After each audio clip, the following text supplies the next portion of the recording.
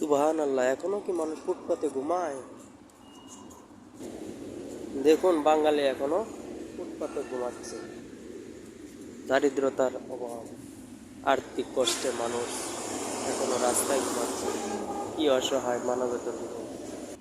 মানুষ হয়ে আমরা মানুষের প্রতি কোনো দয়া মায়া রাখি না, দয়া মায়া করি না।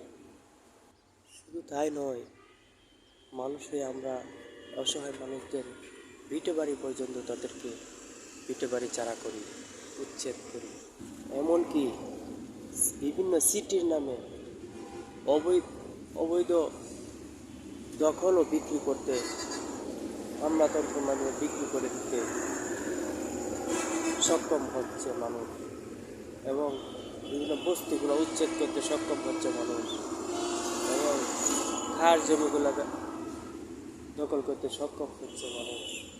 কোথায় বিচার, কোথায় আদালত, কোথায় কি সকল কিছু বিক্রি হচ্ছে মানুষ টাকার কাছে, স্বার্থের কাছে। এখনো মানুষ বিচার পাচ্ছে না।